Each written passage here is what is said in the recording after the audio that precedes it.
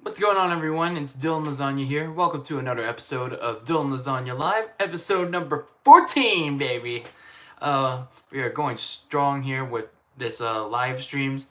Today we're going to be talking about SummerSlam. It's mostly SummerSlam. It's my preview prediction show.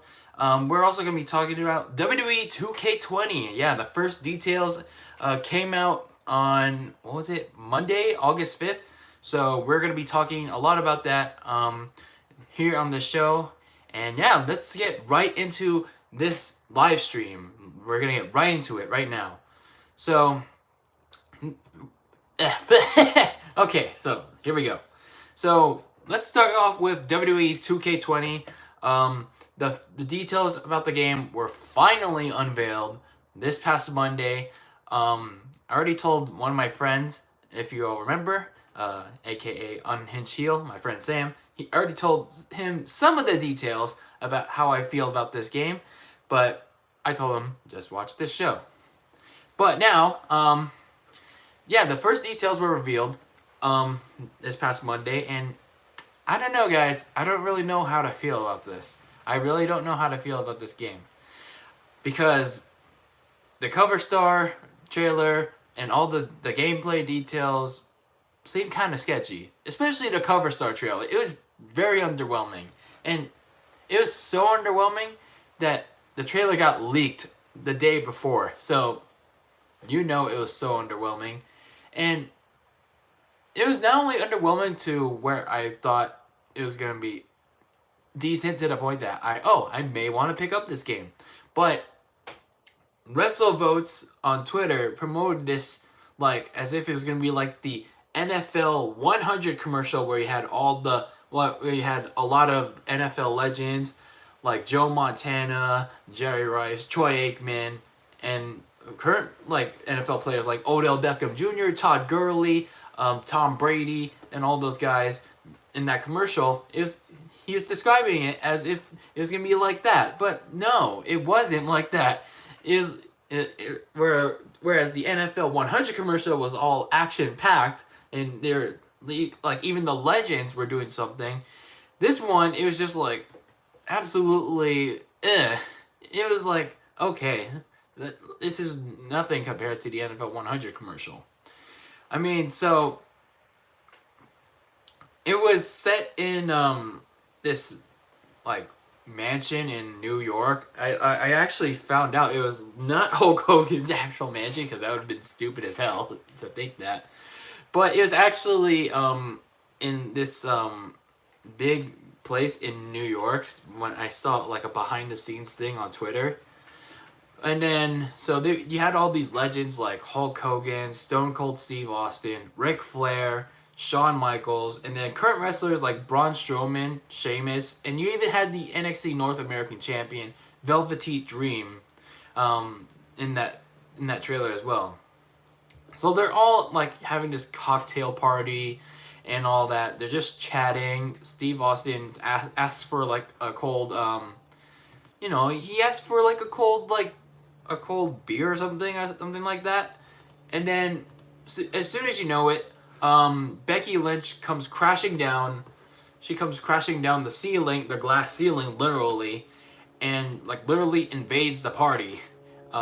Before I forget, I have to promote my ish on Twitter. But she pretty much comes down, crashes the party, and yeah, she apologized to Hulk Hogan and said, "Oh, sorry about your ceiling."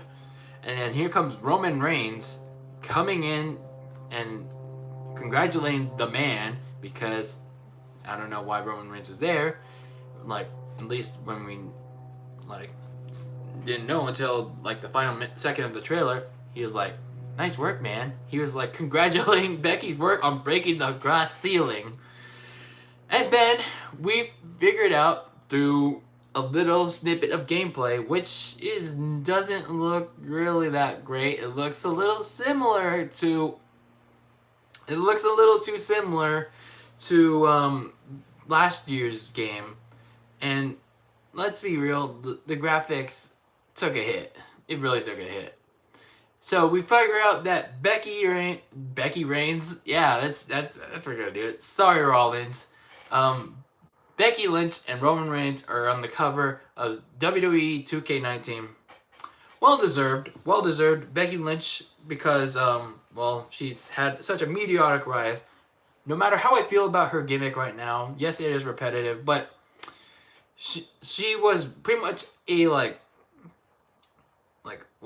mid to lower like an undercarder like for most of her main roster run, but then all of a sudden she started to surge and even got to the main event of WrestleMania with Ronda Rousey and unfortunately Charlotte. And then like it's like all in the span of like what? How many months? Like August to March. Sorry, I can't do math. It's like 8 months. And then you had Roman Reigns, who that yes, we've all know his path, like his history, his rise to the main event was kind of rushed, but then he like as a person, he's still marketable. He put leukemia in remission, so it was a good marketing move overall. So congrats to them, and I don't know about the game itself, but I do applaud them for the cover. So also that same day, we also had the official first shit. Like the game literally took a dump on the toilet of information of what's going to be in the game via Xavier Woods. So Xavier Woods didn't really reveal this information in the most exciting way possible, and that's kind of sad to be honest. Because I think Xavier Woods knew that this game was going to suck. Compared to the people that ass kiss, like all the YouTubers that ass kiss to 2K Sports, and the WWE 2K dev team, just so they can't lose their special privileges to press events for the stupid game. But, I don't know. That's them. But anyway, Xavier Woods revealed the information nonetheless, which includes the following. The 2K Showcase mode this year. If you don't know what the 2K Showcase mode, it's pretty much like it's like a story mode where you just have to replay like a bunch of historical matches. I think last year was the one with Daniel Bryan in it, and I didn't pick up WWE 2K19, but the last 2K Showcase mode, the last 2K Showcase mode I played was the one with I think it's the one with. Like, the last one I fully played was the one with John Cena and, like, the very first Showcase mode. The one with John Cena and CM Punk and the Triple H Shawn Michaels rivalries. So, I think those were the ones I really liked. Those, like, the very first ones, they were, even though the commentary sucked ass, it was alright. It was okay to play, like, to relive those moments again. So this one's going to be centered around like the 4 horsewomen, aka Charlotte, Becky, Sasha Banks, and Bayley, which makes sense because Sasha Banks was in New York, like reportedly, working on content for this mode, I guess. But we'll know in due time when they start revealing information for the showcase mode.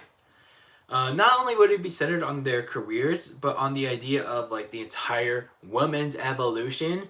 I put that in air quotes because basically all the women's evolution has been was the Charlotte Flair, Sasha Banks freaking gangbang. Yeah, they've been freaking gangbanging for the Raw Women's Championship and in NXT pretty much. What has Becky Lynch been doing for the past like 3 to 4 years on the main roster? She's only been resurging thanks to her stupid man gimmick. And what has Bayley been doing? Just throwing up the freaking wacky inflatable arm flailing tube mans for like 5 years. And I mean, yeah, she's been putting on incredible matches, but it's like on the main roster. But she's been doing most of her best work in NXT. But other than that, it's been pretty much the Charlotte Sasha orgy fest. But showcase mode, I'll wait and see. I'll wait and see what that's gonna be like. Hopefully the commentary in that is gonna be a lot better, and I hope the commentary. Speaking of the commentary, I hope they get the same commentators. Like I don't know who did the commentary for their matches. I think it was like I don't know if it was Tom Phillips, because I know Mauro Ranallo did not do any of the commentary because he wasn't with WWE in the 2014, 2015 NXT times. So probably like they should have like Tom Phillips at least do some of it. I don't know, but who am I to say with this game, huh? I'm just a dude. Then we had information about the My Career mode, and from the looks of it, players will finally get their chance to play as women. They'll probably they finally get a chance to play through a female My Career mode. However, I noticed a catch here. From the looks of it, it may be like a mixed tag team My Career mode, because I noticed throughout that little snippet, there's like, because you had your male create a superstar and their female create a superstar with Papa Shango or whatever he's called, and they were together like interacting with like a bunch of people, and they just wouldn't leave each other. And I guess they're gonna do it through the mixed match challenge. So that mixed tag team matches are a thing now in this year's game, finally. But I don't know what that's gonna look like, because I guess they're gonna stick to the traditional rules where men can't hit females, which is ridiculous because you could do that in the old SmackDown versus Raw games. But they want to be realistic, which is ridiculous. But from what I saw from last year's My Career videos, like some of the ass kissers like Chris Danger and all that, even though I like no matter my feelings on that, the videos I saw from Chris Danger and even like some of the little gameplay snippets, like the no commentary stuff, the My Career stuff was not too bad. It drastically improved from the previous My Career stuff, because it actually had a story. It got you flowing. There was no like repetitive BS, and it looked pretty fun. But again, I still didn't pick it up, so I didn't really care for it. So hopefully, nonetheless, last year's My Career will look to this year's, like with much more better improvements. The Towers mode returns from 2K19. Like I said, I didn't pick up 2K19, so I don't know too much about the Towers mode, but from my experience from playing Mortal Kombat 11, it's kind of like their Towers mode. So it's like a rotation of like a tower of opponents that you have to face. You have to do it consecutively, and then there's another tower where you can do it at your own pace. So that's pretty much that, I'm assuming. So they also said in addition to that mode returning, there'll be like an actual story one on the career of Roman Reigns. So whatever that will look like, we'll just have to wait and see in the coming weeks. And then the rest of the information came from the 2K website, the WWE 2K website. So this included like an option for simplified controls for new players, and this is where things get really interesting.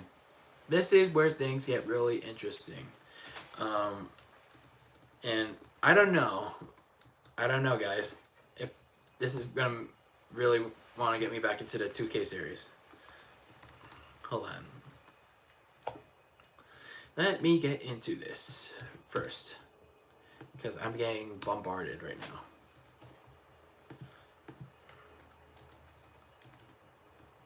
$2K20. I forgot to do my little plugs, SummerSlam.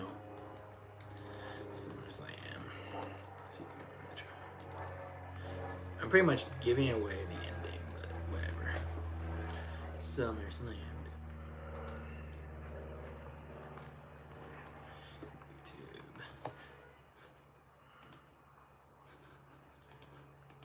Okay.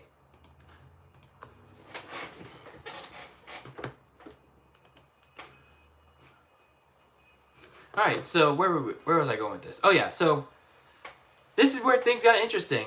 So the game comes out in October, late October, like the week before Halloween, October 22nd. I think that's like a Tuesday. Yeah. So October 22nd. That's a Tuesday. That's a little later than like than previous years, which was like the first week of August. Oh no, first week of October. And funny enough, this is the release date for every edition of the game, whether that be the standard, the deluxe, and the collector's edition. So there's no early access for anybody unless you're one of those special people and you get one of those publisher copies or like review copies or whatever you call it. So you obviously have your standard edition, and then you have your deluxe and collector's edition, which celebrates the SmackDown 20th anniversary, by the way. So when I'm wondering, speaking of the SmackDown 20th anniversary, sidetracking a bit, when are they doing that? Are they gonna hold off on celebrating that anniversary until they move to Fox, or are they just gonna celebrate that and then they'll celebrate the move to Fox? I don't know. But anyway, back to the deluxe edition. So that covers the accelerator, which would unlock everything instantly, like literally everything in the game instantly, and it would also give you the ability to adjust the overall ratings for each and every wrestler. The My Player Kickstart, which is pretty much like a little something to help your like create a wrestler, like in my career very early on. And now this is where things start getting very suspect for me. Like I am dead on serious. The WWE 2K team is introducing WWE 2K20 Originals, which contain add-on 2K showcase content, new arenas, wrestlers, character parts. From my assumption, because there was a picture of like a zombie Bray Wyatt and a zombie Braun Strowman, and there's even like an arena like where it's in a swamp.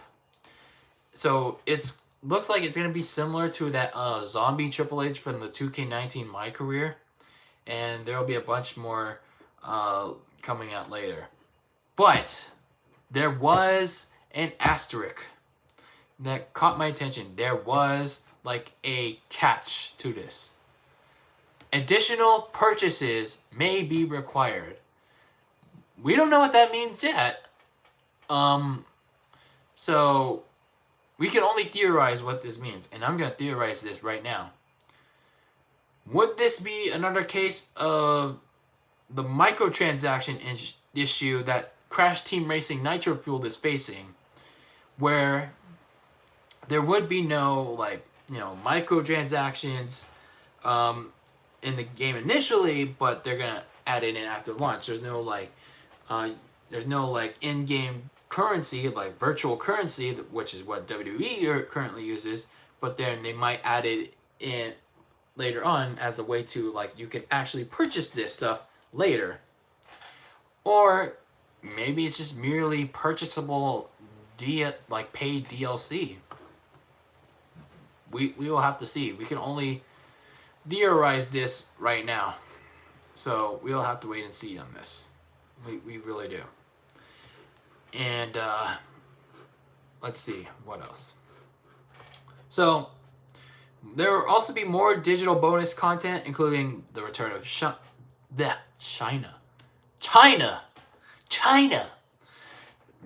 Yeah, so China's going to be in the game. Hulk Hogan for the first time since 2K15. The Rock with this $500 t-shirt. Let me Google that. I don't know what that was. Because I watched a lot of The Rock's promos in from the Attitude Era, but I don't remember him wearing a $500 t-shirt. The Rock $500. Oh, it was just those shirts. What the heck? How is this worth getting? What the heck? Literally, bruh. This is a $500 shirt. Like, okay, this is like you can easily put this in the game. Like, come on now. This is the $500 Rock shirt. Let me show you this. All right. Oops. This is the Rock $500 shirts that they're gonna put in the game. Okay, I don't know. Now I'm really suspect. But we'll wait and see. We'll wait and see. Okay, what else are they gonna put? Oh yeah, Mankind, like from the Rock and Sock connection, and there's gonna be more to be announced later, and then more like WWE Supercard stuff. So the SmackDown edition comes with all that same stuff, except it comes with the obvious physical goodies, like you get a piece of the ring skirt from the 02, 08 SmackDown era, and you get an autographed plaque of either Edge, Kurt Angle, or Rey Mysterio. So it's either or, not all of them. So for those of you trying to get the collector's edition, don't get that twisted. And last but not least, this is where it kind of ticked me off, but it also didn't surprise me. PlayStation 4, Xbox One, and PC are your consoles for WWE 2K20. No Nintendo Switch whatsoever. Once again, us Switch owners got the shaft, all because 2K and the developers are so big of a pussy that they were so scared of putting another WWE game, all thanks to blind as fuck squirrel fucking up WWE 2K18. So, aside from that reaction, my initial reaction when I heard that they were not going to put this on the Switch, well, maybe they will later on, but my initial reaction when they didn't announce this for the Switch firsthand was that, why the hell is 2K not doing this? Why is 2K not releasing a Nintendo Switch version yet again? And I know it sounds like I'm port begging, but I'm trying not to get to that level. Was it because they were too scared of another WWE 2K18 disaster that they themselves caused by trusting blind as fuck squirrel? But either way, it's like they had a year, to be honest with you. They had a year to figure out like how to get a WWE 2K game onto the Nintendo Switch, because come on, let's be honest. It's like we had how many years of NBA games on the Nintendo Switch? We had NBA 2K17. Was it NBA 2K17? No, Paul George was on that one. Ow, my eye. Ah, dang. NBA 2K18, Kyrie Irving. NBA 2K19, Giannis Antetokounmpo. NBA 2K20 with Anthony Davis and Dwayne Wade. So that's like 3 years of... Ow, fuck. There's something in my eye, bruh. Anyway, dang it. Something flew in my eye. That freaking hurts. Okay, sorry. So we had three NBA 2K games on the Nintendo Switch. Are they perfect? Are they as good as the PlayStation 4 or Xbox One? Like overall, I mean, they're decent. They're playable. They're not the best graphically. They don't have the 60 frames per second. They obviously have to make that sacrifice to make it run on the Switch, to make it perfect, like to get everything on it. But it plays. Like there's the same stuff on it. So why is 2K and like Ukes and Visual Concepts? Oh wait, we'll get to Ukes later. So why are they still having a problem with getting a WWE 2K game on the Switch? So like, yes, we know the Switch is not as powerful as the PS4 or the Xbox One, and obviously a PC depending on what you're using. But there is literally no excuse because you have NBA 2K on the Switch. But speaking of Ukes, there might be a little bit of hope that NBA 2 or WWE 2K could be on the Switch. I saw on Twitter from this is the first thing I got from the news about Ukes. This was from Attack Slug that Ukes, who is a Japanese video game developer that's been developing the WWE games, even when they were with THQ, they split from 2K. So they're the WWE 2K20 is being developed by Visual Concepts, who also happen to be developing NBA 2K20 and the NBA 2K games. I mean, Ukes is gonna help out Visual Concepts with the graphics engine and all that. but they don't really have a say, like, creatively, like, which direction to take the game. So I don't know what that all means, but, like, I hope that Visual Concepts can make the necessary changes and get the WWE 2K games up to par to the NBA games, because us fans, us YouTube creators, especially the ones that ass kiss that white knight that suck dick to the WWE, like, 2K games, like, to the 2K team, like, we deserve better. It's like we deserve so much better. We deserve, like, so many different things, like a GM mode, like constant roster updates that the NBA 2K games get, like no outdated graphics, no outdated rosters, no outdated music.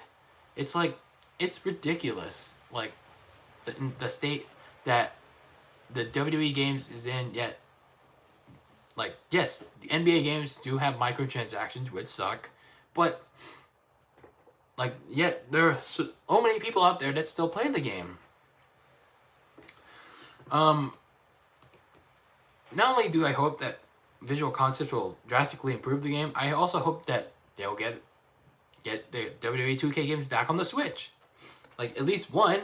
I don't think it will happen this year, like, realistically, but I think the best shot is maybe next year at most. So, like, they can use, like, the NBA team to help out figuring out what they can do to get the WWE game on the Switch. But again, they shouldn't rush it. Unless they've been working on it behind the scenes, but we don't know.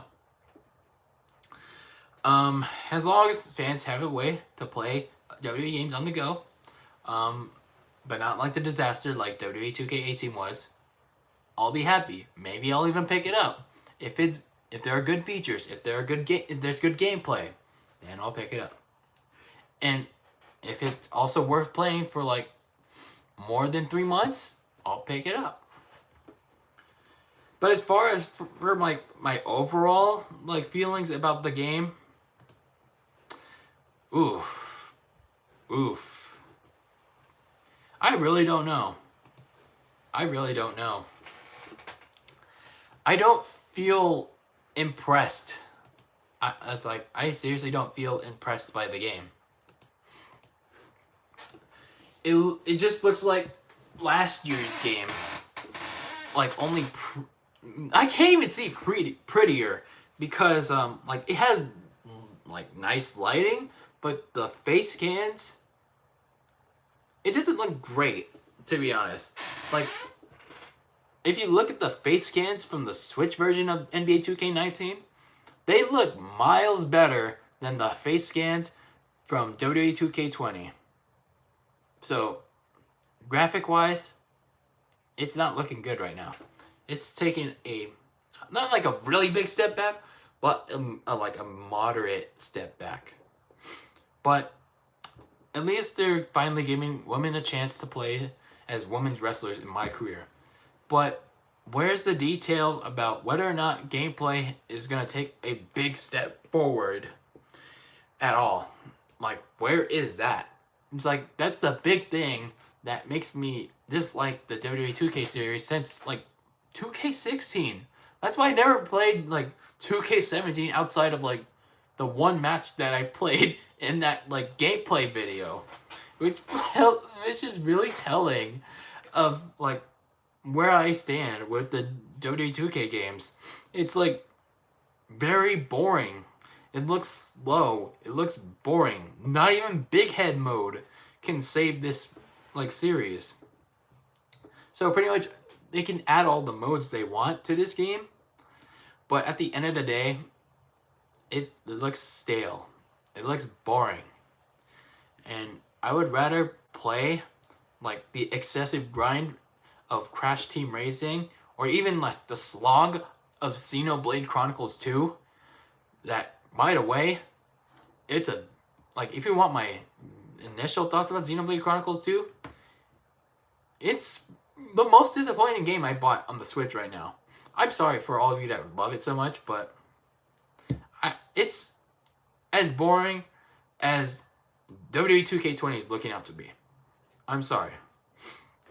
So, unless if you're one of those WWE dick sucker, like WWE 2K dick suckers that are afraid to get critical because you might lose your special privileges, and to cover every single detail, and to cover every single press event, as hard as Game Explain does for a little detail in a Super Mario Maker 2 video, but you seriously do it terribly, all you W2K creators. But for now, unless the game somehow comes to Switch or somehow really excites me, I'll pass on another W2K game. But at least they didn't hopefully they don't lock Runner some big name behind a paywall.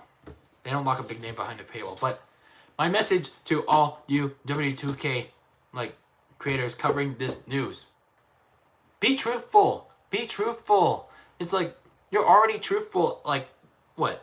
A month or two after the game comes out, you're already bitching and complaining about how this game is boring to you. You don't even play the game 3 or 4 months after the game comes out. So it's why bother not complaining 3 or a month or two before the game comes out? So it's what's the issue?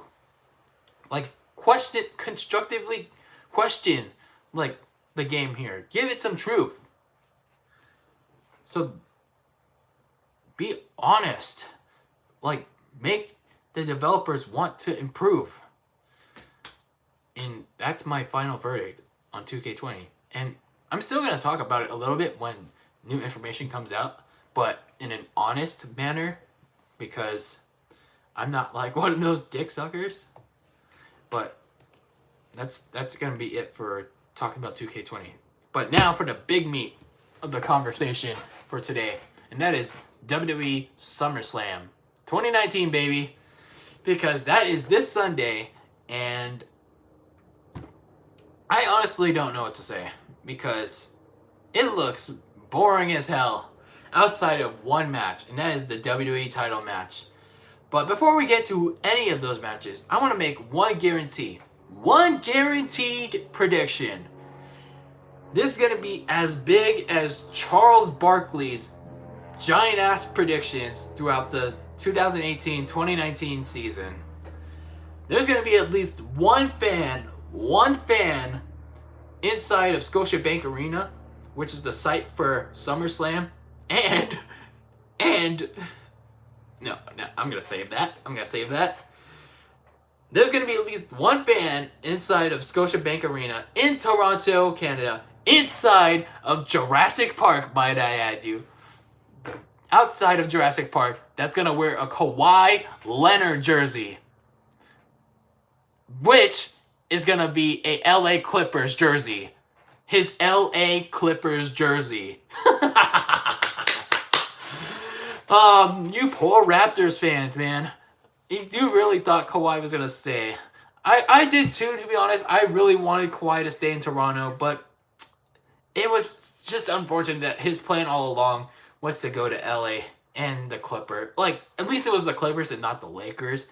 But still, he went to LA, and I just wish he stayed in Toronto. But, again, at SummerSlam in Toronto, I guarantee there's going to be at least one fan. There's always that one wrestling fan that does like sports, that does like the NBA, that loves sports, that loves the NBA, that love whatever with the NBA, that will wear a Kawhi Leonard Los Angeles Clippers jersey. That big old number 2, no Toronto Raptor Kawhi Leonard jersey. It's gonna be LA Clippers. If I see that on TV or something, I'm just gonna be laughing my ass off because of the reaction it's gonna get. That's my guarantee for SummerSlam. That's my biggest prediction right there. Alright, but onto the real stuff right here. Onto the real stuff.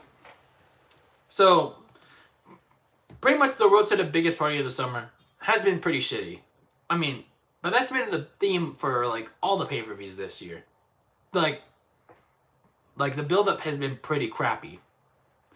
So, like with all pay-per-views this year, like there's been absolutely nothing to get excited for, especially with this stupid ass wild card rule.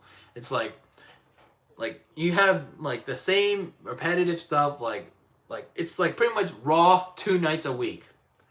So there's literally nothing going on. So it's like they have done absolutely nothing to get me excited for SummerSlam, or as some people like to call it, Summer Scam, as I would also happily agree with them. So like I said, there's like very few matches on the card that do excite me, but again, the entirety of it can go fall off a cliff. So I think there's gonna be at least a few more matches that are gonna be like filled, which are gonna be just filler. But at least tomorrow, or like, it wouldn't be surprise me if they were announced by like at least Saturday or Sunday, which would not surprise me at all. So let's go look at the match card and let's talk about what I think about them, what are my predictions, and yeah. So I don't know where to start. I already had like this order that I wanted to go in, but I might go out of order a bit. But yeah, let's just go in order. I don't want to mess this up. Let's start things off with the Universal Champion Brock Lesnar going up against Seth Rollins in a WrestleMania rematch. As much as I dislike this is gonna be the main event of SummerSlam, obviously. I do want the WWE title match to main event this pay-per-view, but I was gonna say this later, but it would be better suited to be in like the middle of the card, so while the fans are like so energized, like they still have energy left, like during the event. So during this match, they don't have to give a shit, because I don't give a shit about this match at all, because this feels way too similar to the Roman Reigns Brock Lesnar feud from WrestleMania 34, or was it like either Mania 34 or SummerSlam, but way less exciting. At least with like Rollins' feud with Lesnar through Mania, like starting from the Royal Rumble to Mania 35, it was a little bit fine. It was a little believable, like that Rollins could not defeat Lesnar. But it's like with this time around, they're making Rollins look really weak. Like they're also making him look very stupid. It's like the only bright spot here was Rollins getting his ass kicked by Lesnar like last week on Raw. And like I said last week, I did not want Rollins to show, like, I didn't want WWE to have Rollins show up the following week on Raw so he could sell his injuries. But oops. WWE made an oopsie. WWE fucked up. Like they always do. WWE fucked up. They fucked up the following week on Raw because they tried to make Rollins so sympathetic in yet another beating that the people in Pittsburgh either didn't care, or they were cheering for Lesnar, or they were chanting what during Seth Rollins post ass kicking, like during his promo after his ass kicking. It's like, my God, man. Rollins is the worst, man. It's like 2019, like summer 2019 Rollins is literally the worst, because like what happened during that segment was like Paul Heyman and Brock Lesnar were cutting their usual shit about how like Rollins shouldn't have come back to, like he shouldn't, like Rollins knew what he was getting himself into and all that stuff. like he's gonna get his ass kicked at SummerSlam, and then Seth Rollins, like after Paul Heyman said Seth Rollins was here tonight, Seth Rollins, like Seth Rollins' music hit, and we got like I honestly thought he was gonna no show, but then Seth Rollins is like the biggest dumb dick there was, and came out like limping, like trying like pretending to limp. He came with a steel chair, and he like tried to like for some stupid reason tried to get in like Lesnar like already knew it was like he was trying to attack him, and like Rollins, like the dumbass he is, he like tried to swing the steel chair, but nope, Brock Lesnar already knew it was coming because looked so predictable, and Brock Lesnar gave him the biggest ass kick, like another predictable ass kissing, ass kicking. No, an ass kicking. So pretty much, after Rollins got his ass kicked again, bruh, I can't even with this. I can't even. Rollins cut one of the worst, like, promos I have seen from who's supposed to be a top guy, like, on Raw. It's like, I don't want to even do the anti-quote. I want you all to hear this. I'm going to pull it up. I seriously want you all to hear this. So, let me pull this up.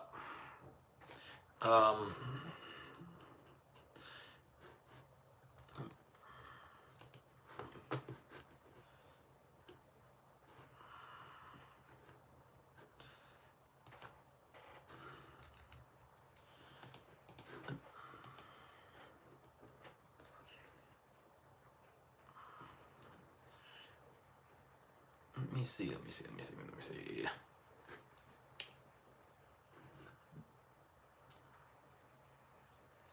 Oh, here it is. Okay. Now, let me pull up to the part where... Oh, yeah, here it is. Okay, let me refresh that. I love something so much. I should do anything. Oh, here. Oh wait, hold on. Let me see the Seth Rollins promo on Brock Lesnar. Like it was literally one of the worst promos ever. I guess I can't find it, but whatever. We're gonna play it here. I can't find like a better version of it, but here, I'm gonna play it for you right now. Let me alright, whatever. You know, you love something so much. You love something so much. You should do anything to protect it, to keep it safe. See, they're literally chanting Even what? if the thing you love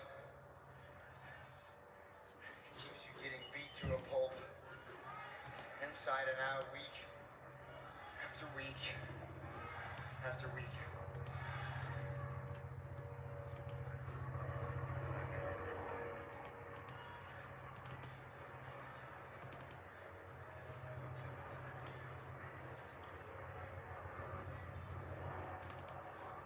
For me, the answer is yes.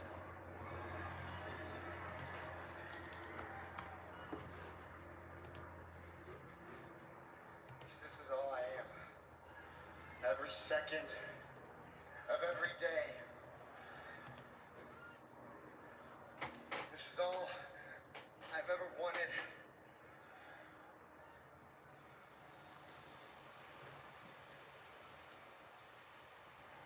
Like, it sounds so vague. Doesn't it sound like what is he trying to convey here? And then This is all I've got. it's like, and this is the worst line. I'll be at SummerSlam. And I'll be Brock Lesnar.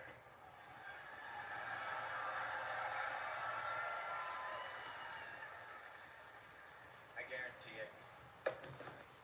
And that ended literally one of the worst promos I have ever heard in my life.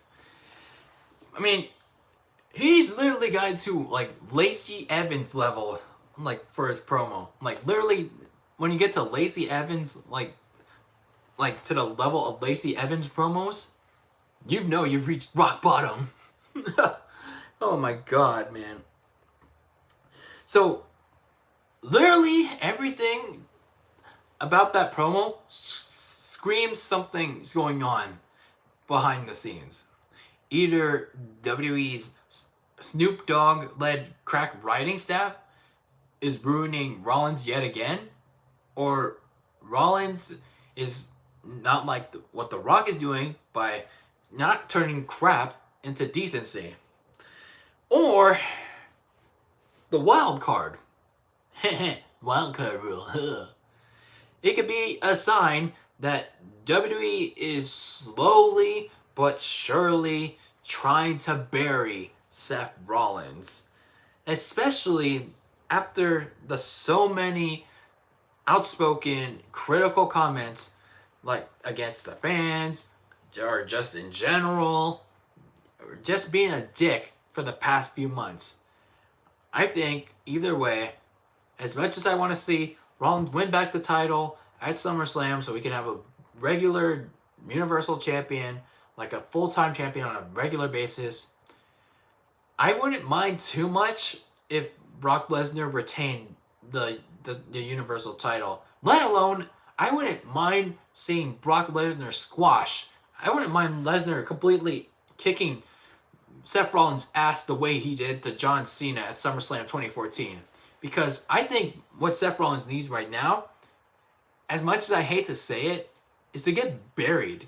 To be put in the doghouse for a little bit. Because I think he's taking all this criticism and handling it the wrong way.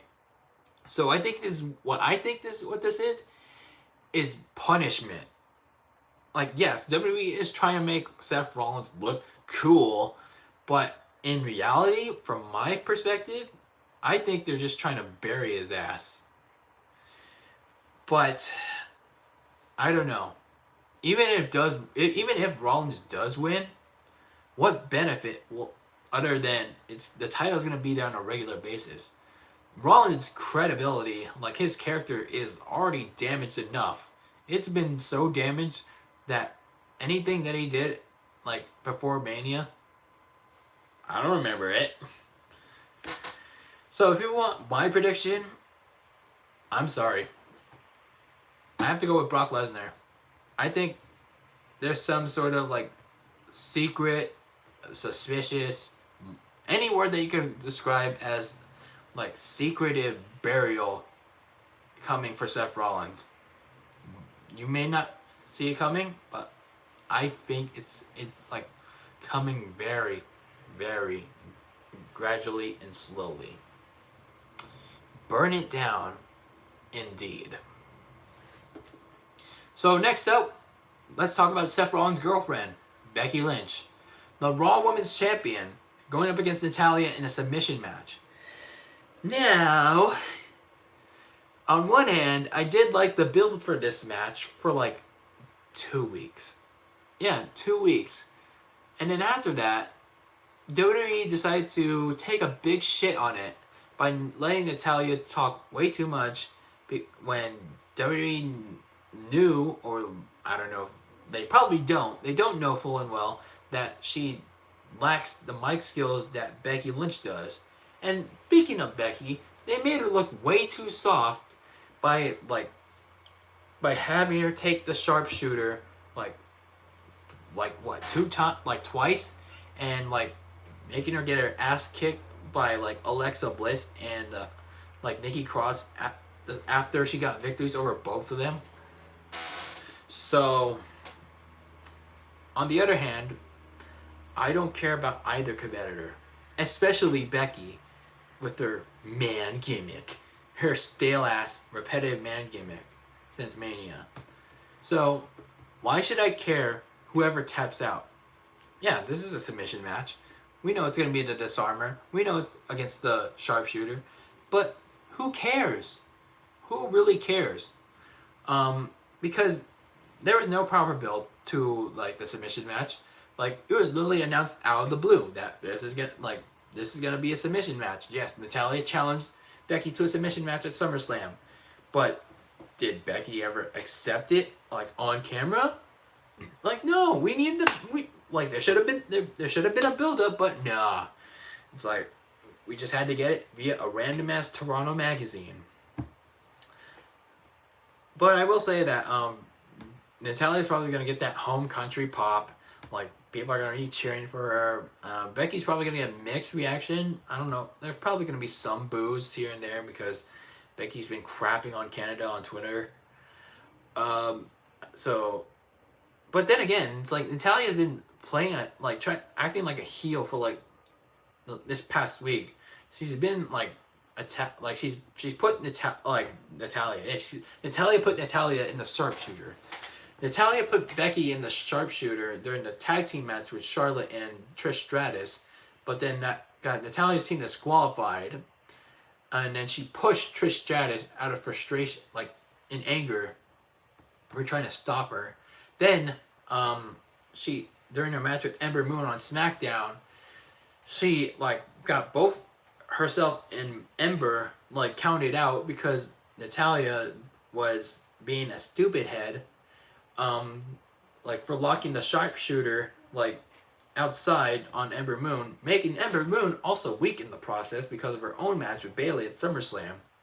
So there's that. Again, I don't care. I really don't care for this match because I still think Becky's gonna win. I think Becky's gonna make Natalia tap out. But then again, even if she does win, what's left for her to do? What's really left for Becky to do? Alexa Bliss and Nikki Cross just won the Women's Tag Team Championship, but we don't know what they're gonna do with it. Are they gonna be as Brock Lesnar like as the Moronics were? But I hope that they'll do at least a little more than that. Women like Dana Brooke and Sarah Logan,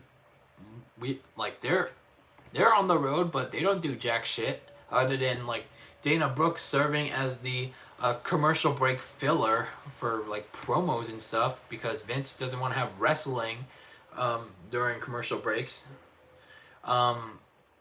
Nia Jax, Ruby Riott still injured. Sasha Banks still MIA. Oh yeah, Lacey Evans, like she's nowhere around other than catering, and rightfully so, until she starts to polish her ass up. So that leaves one option, and only one, because no one else is relevant. Ronda Rousey. We need Ronda Rousey back. Yeah. It's like we know she's trying to start a family, and we've all heard all these dirt sheets that she may return sooner than later, but it's like we need to take those with a grain of salt. The overall women's division, Raw and SmackDown, are trash. They are burning down.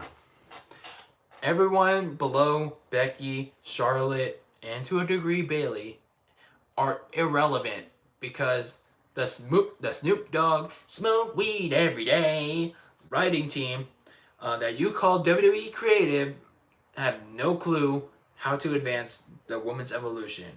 When in reality, again, it was just the Charlotte, Sasha Banks orgy fest that WWE decided to ride on for like the whole 2016. So all I'm saying is that we need Ronda Rousey back. We need a big name. Becky Lynch, yes, we know there's not enough names, like credible names, and that's partially the blame. But at the same time, Becky's not doing enough to like make her opponents credible, like to make her opponents believable. So we need Ronda Rousey back and like to give a big name in the division again. So maybe SummerSlam, it could be a good time. So she can attack Becky, put her in the armbar, and then like say and go with the claim that she was cheated out of the title match. I mean, because it was true. It's like, wasn't Ronda Rousey's shoulder like up like during that weird ending? So yeah, it's like she can go on and say she has unfinished finishedness with Becky. Like, I want my rematch because I was cheated out of my title. So they can restart their feud for Mania. Restart their feud for the rest of the year. Hopefully without Charlotte in the way.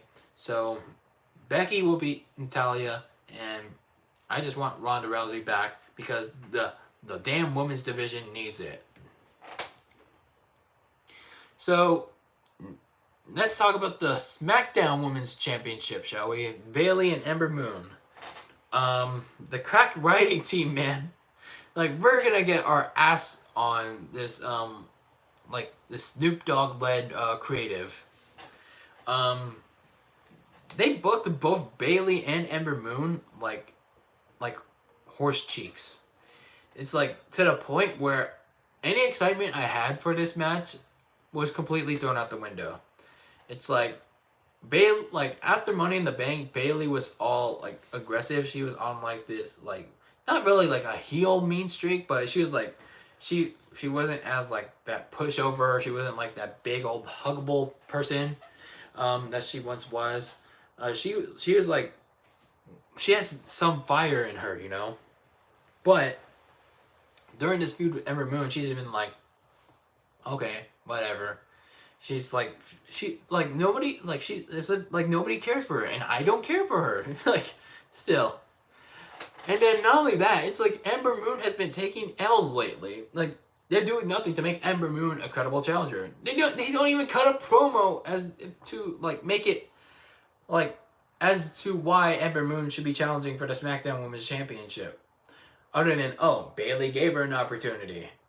So what has Ember Moon done for, like, the past, like, year or so to get a title opportunity?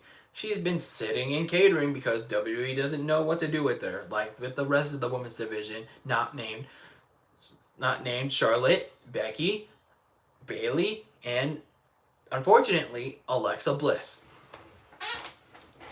And speaking of Alexa Bliss, the crack-ass writing staff let Alexa Bliss beat Ember Moon when she didn't need to because I guess somebody on that writing team really wanted to fuck Alexa so bad and they also let Ember Moon play victim to Natalia's own push that will pretty much also lead to nowhere.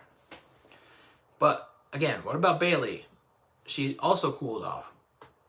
And yeah, she's all chill when she's supposed to be super aggressive with that nude attitude. So, I don't know. Whoever wins, like with Becky, there's not many other options. I mean, Carmella, she's been riding around R-Truth's ass with the running away with the 24/7 title. Who the hell else is on SmackDown? I mean, Kairi Sane, she's been busy with a stupid tag team with Asuka.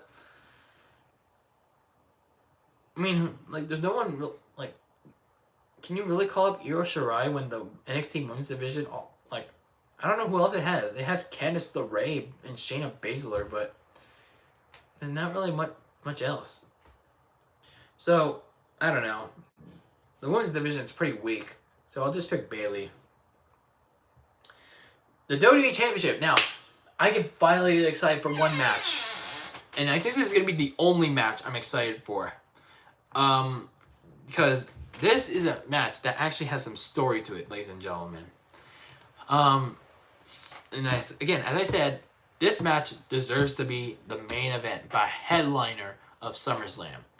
Because this one has legitimate story, legitimate beef, legitimate heat that spans almost a decade.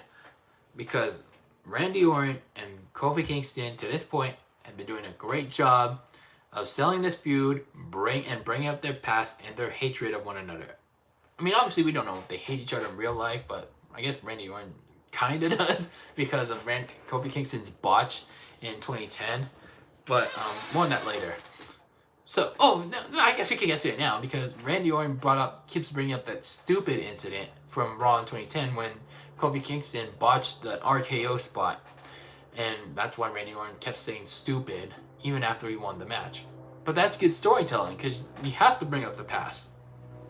And like incorporate it into the present.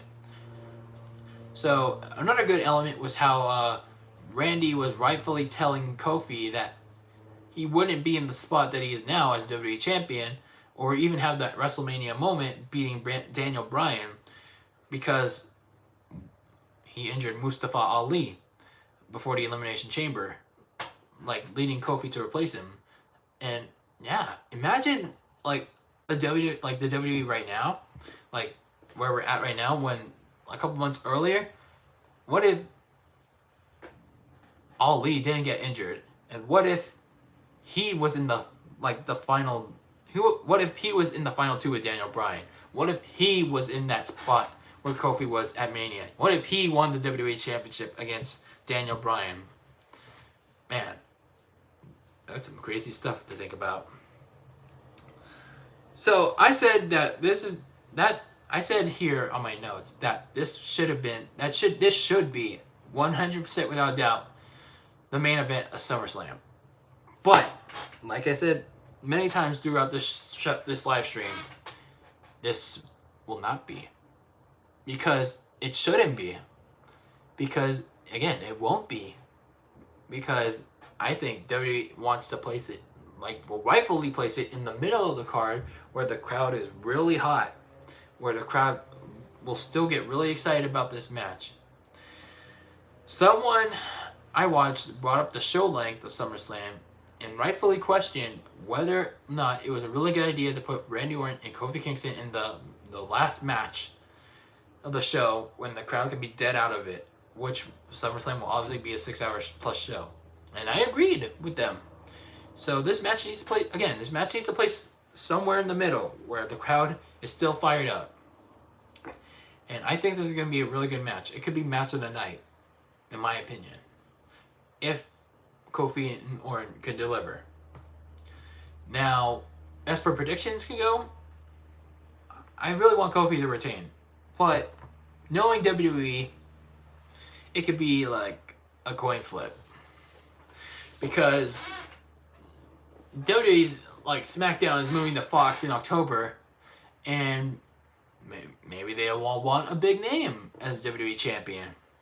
I mean, isn't Kofi Kingston a recognizable enough name to be your WWE Champion for Fox? Who knows? WWE could go with Randy Orton as the WWE Champion. What's going on, Nick? How are you doing today? I'm a drip. I'm not a drip.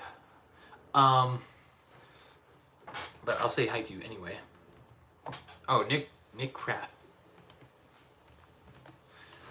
Alright, but anyway, they could surprisingly have Randy Orton as WWE Champion going to Fox, but I think the better move would be having Kofi Kingston retain the title, because he's just so red hot right now. He's just so red hot right now. Because yes, he has the New Day gimmick. He's still throwing pancakes, and I still want him doing that SOS. I want him to have that traditional theme when he's not with the New Day. But as much as weed and crack the creative team smoking, they still protect and book Kofi like a proper WWE champion, like a proper world champion, unlike what Seth Rollins was as the Universal Champion. So I think Kofi will and should retain the WWE title over Randy Orton, in what I think will still be the best match of the night. Okay, let me see. What is he saying here?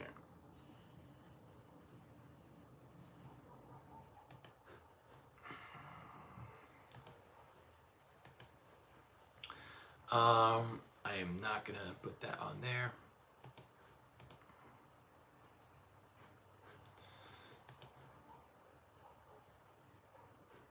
Is it? Who is this person?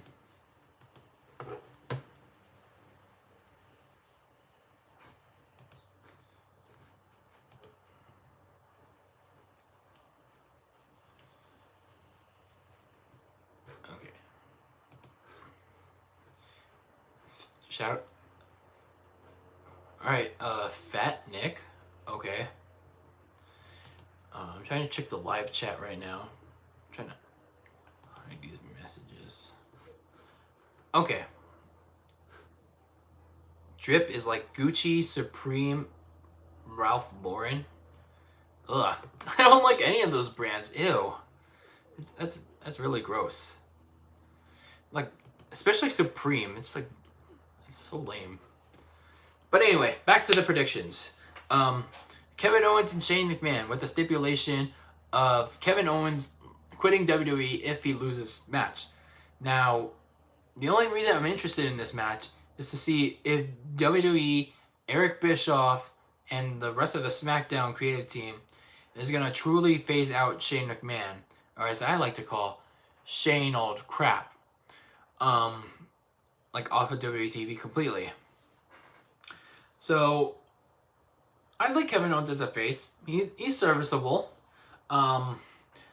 But the only thing I dislike is him using the stunner when I think he should still be using the Pop-Tart Powerbomb, because it makes him look like a complete copycat of Steve Austin, except he doesn't chug the beers, obviously.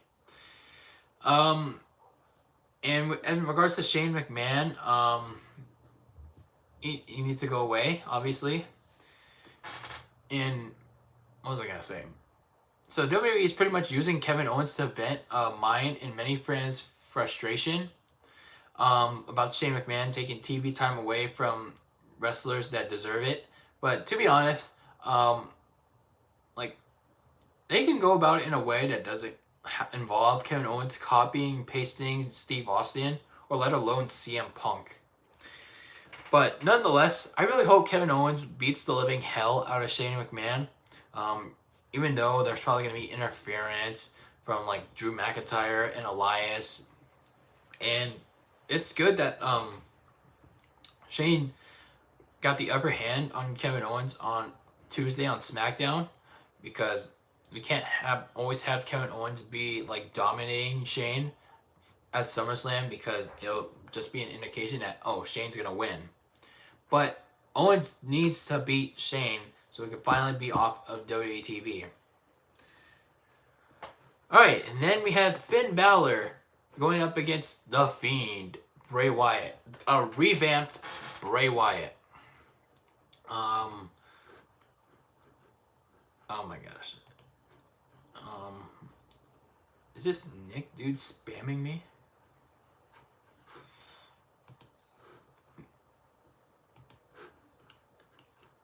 Nick, I'm gonna have to ask you to stop like spamming the chat.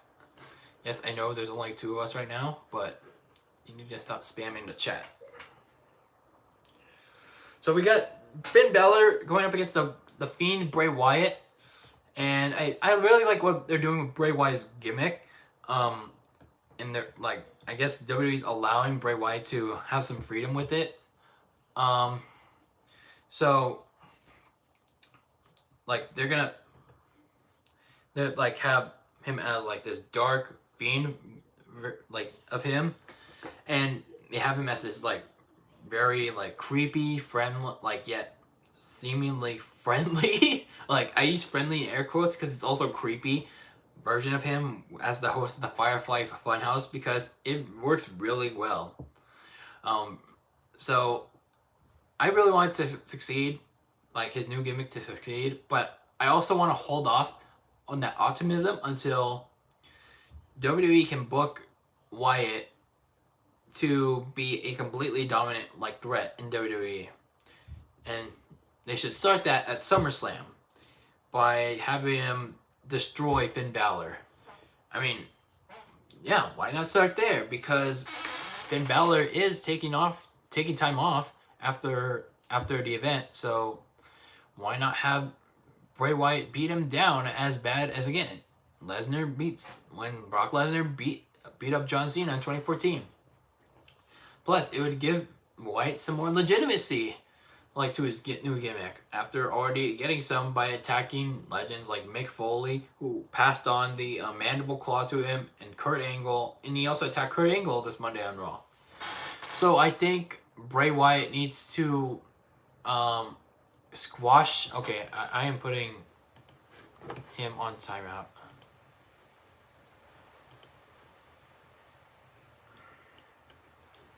Because he's just spamming.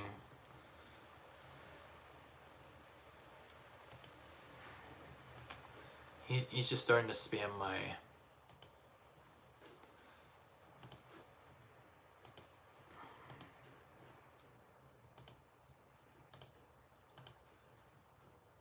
Yeah, this dude's just starting to spam my stuff.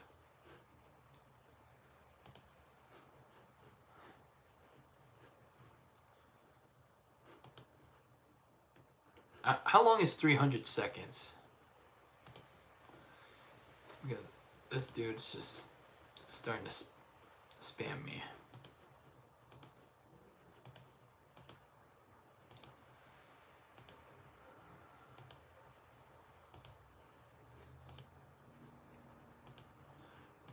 Yeah, now we gotta start removing comments. Alright, sorry everyone. Have to start removing comments here, or start removing.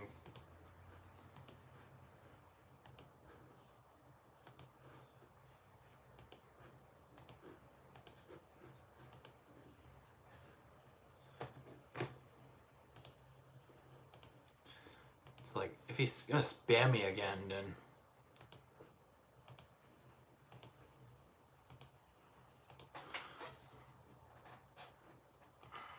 if this dude's gonna spam me again, then like he doesn't know what's coming next. Okay, so I need to get back to my point with Finn Balor and Bray Wyatt. So again, not only does Bray Wyatt need to dominate Finn Balor, but he also needs to like it would also help him legitimize Wyatt's new like dual gimmick, like his two-faced gimmick. All right, now let's get to AJ Styles and Ricochet.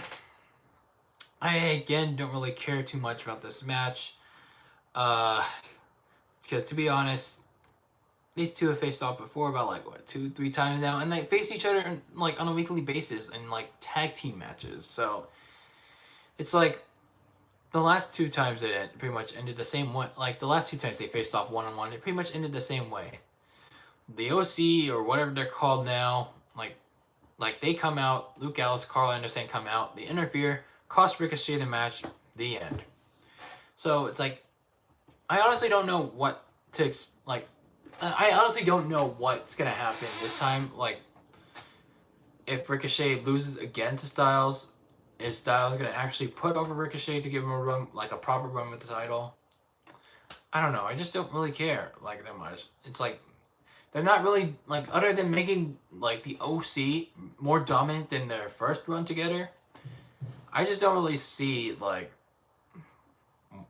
any interest in this, because not only are they not developing Ricochet's character, and they're also like making the dude talk, and he's just not doing a good job with the promo. So I think I'm just gonna pick AJ Styles.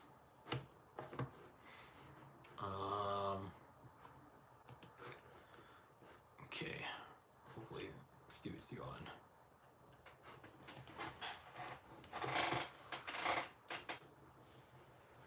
I'm gonna delete this message.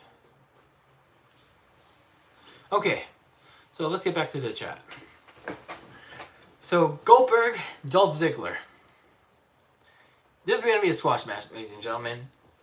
No matter how many good promos Dolph Ziggler cuts, his ass is gonna get squashed. And I'm sorry to say it, he's gonna get squashed. No other words to put it. But I will say it's gonna be a little longer than the match that the squash match that Ziggler had against Kevin Owens at Extreme Rules, but it won't go longer than 1 minute. And I expect Goldberg to have his redemption, his little makeup match to like the Undertaker had at Extreme Rules, so he can get rid of that horrible stench that was stupid slowdown. So I predict Goldberg will squash Dolph Ziggler in under a minute, but at least more than 15 seconds. Trish Stratus and Charlotte Flair. Now, you all know the story of how this match got here, but let me remind you again.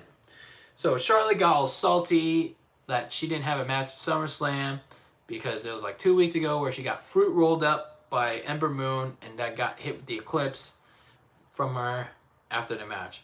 So that's why she got all salty, and not because she got hit with the Eclipse and got fruit rolled up in like 60 seconds or like 30 seconds or whatever, but because she didn't have a match. So she demanded one.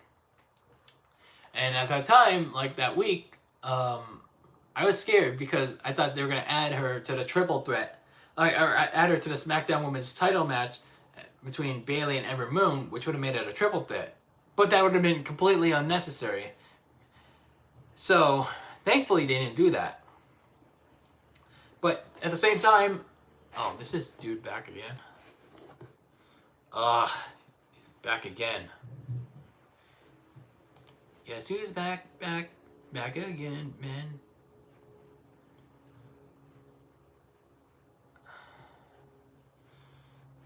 Like I told you, Nick, you gotta stop spamming my chat. I know no one's talking on here, but I'd rather have people actually talking on here about the subject at hand than you spamming my chat.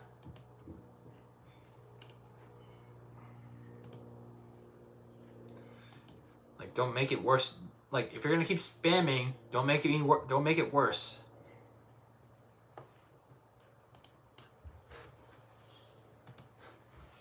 But anyway. So, Charlotte demanded a match, and rumors were going around that it was going to be Trish Stratus going for, like, getting a match at SummerSlam, which is in her hometown of Toronto. And it would be against Charlotte. So, this was officially confirmed the following week when she was on Jerry Lawler's King's Court, and Charlotte interrupted Trish and called her out on her excuse of being a mom for not being at Raw Reunion or having that one more match. So Charlotte challenged Trish to a match at SummerSlam, which Trish accepted. And I honestly thought this should have been a surprise, like, announcement. Like, Charlotte should have just milked this in. Like, she just should have just been like, who's gonna challenge me at SummerSlam? I demand a match at SummerSlam. So they should have just been like, give her the match, but don't like let her have an open challenge at SummerSlam. That's what should have been done. Like, it should have been saved as a surprise. It's like, because at the time, I don't think anyone in Memphis cared. Like, all they cared about was Jerry Lawler because they were in his hometown. But regardless, I think Trish is a nice opponent for Charlotte. So Charlotte can get a victory over her. Yes, it would make Charlotte, like, overpushed again to some people, but and it would also add to her growing resume. But what would it do for Trish, to be honest? Like, what would a victory over Charlotte do? Like, honestly, I mean, like Trish, like, is semi-retired. But what more does she have to do? So I think Charlotte's gonna win on Sunday just to, like, make her do something. Okay. So then we had on the last few notes I had, we had Cruiserweight Champion Drew Gulak versus Oni. I don't care. I think I'm just gonna pick Drew Gulak. Now, here's something that I thought was gonna happen on Sunday, but I'm not sure now. Is this whole thing with Roman Reigns and Daniel Bryan and Rowan. Now, I thought this was going to be Roman versus Samoa Joe at SummerSlam, which is what I thought they were going to do, like a couple weeks back. But they started doing this, like, Scooby-Doo LA Noir kind of storyline where Roman was going to announce his opponent, like, last week on SmackDown, but he got crushed by a bunch of equipment. Like, but then he came out completely unharmed, by the way. Then on Raw this Monday, like, they did this, like, really, like, they did this really insane thing where someone nearly tried to kill Roman Reigns. Like, they had an oncoming car tried to kill him when he was confronting Samoa Joe, who was accused of causing the incident from the previous SmackDown. And yeah, it took a dark turn, seriously. So it, like, turns out that Joe was clearly not the, like, perpetrator, because he said in a interview that even in a rivalry with Roman Reigns, he has his limits, and you could clearly see that with his concern when he was trying to call for help for Roman. He was trying to get like medical personnel, and he even called Triple H to check on him. And Roman Reigns seemed to be like okay. And he was just like a little whatever. So we get to SmackDown, right? And we see Roman Reigns confronting someone who was on the scene, Buddy Murphy. He Buddy Murphy didn't know what Roman Reigns was talking about, but if he did knew, he still wouldn't tell him, which led to Roman attacking him. And he finally got an answer from him in, I don't know, the most uninspired way possible. He said it was Rowan, Daniel Bryan's associate, and he said that he did it, but then maybe actually be Daniel Bryan that did it, but then again, he doesn't drive a Prius. Like it wasn't a Prius. So what are they going to do at SummerSlam? Are we still getting the Roman Reigns Daniel Bryan match? Are we getting Roman versus Rowan? Are we getting Roman Reigns versus Buddy Murphy? I don't know, because I feel like completely switching from Roman Reigns versus Samoa Joe to like Roman Reigns versus like Daniel Bryan, just like that. It just felt very strange to me, and like I don't know, like I really don't know what to do. But if they don't do it at all, like they really are gonna stretch it, it'll just feel very strange to like not have Roman Reigns on SummerSlam. But then again, we had like what 4 months of no Roman Reigns, like near the end of 2018. So that's that. All right. Overall, that's really how I feel about the entire build of SummerSlam. Pretty lousy, pretty stupid, and WWE wasted like a whole month, like of doing absolutely nothing. They even wasted a whole week, like foregoing the SummerSlam build by having the pointless Raw reunion, that sad attempt to increase the ratings, which only happened for a week, and then after that the ratings dipped again. So it's like they continue to sleepwalk through like every one of these pay-per-view builds, every one of these Raw and SmackDowns. So it's like they pretty much they gave people reasons not to watch the show. They gave reasons to not watch SummerSlam, to not watch Raw, to not watch SmackDown. But I mean, there is NXT TakeOver Toronto Raptors, but I mean, I will try to watch it, but unlike many hardcore wrestling fans, I'm not into NXT that much. I don't have access to the WWE Network, but I do watch it through a third party. Shh.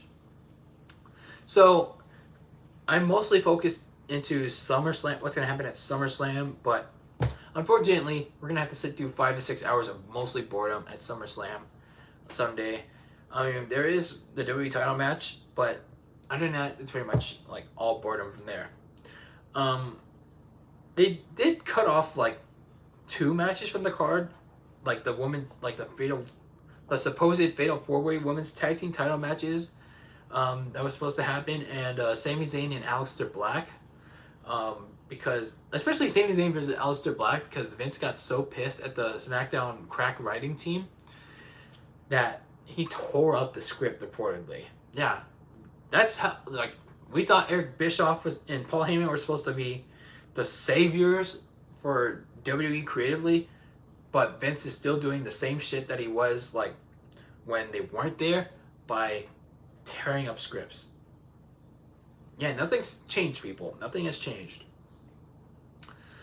So I have very low expectations for Sunday, and I don't know. It's just gonna be very boring. I feel like it's gonna be very boring. But I do have an announcement for all of you. Sunday after the pay-per-view, I'm hoping that this will happen. I have it scheduled here on my channel. It's just unlisted. Episode 15 of DylanLasagna Live might be happening. I hope so.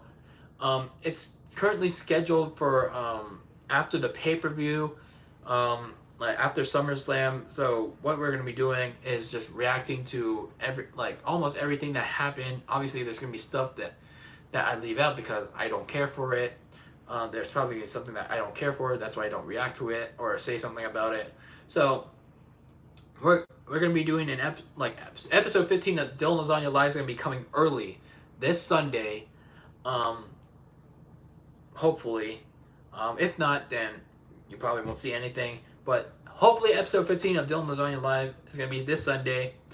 We're gonna be talking about almost everything that happened at SummerSlam because SummerSlam will be fresh off my mind.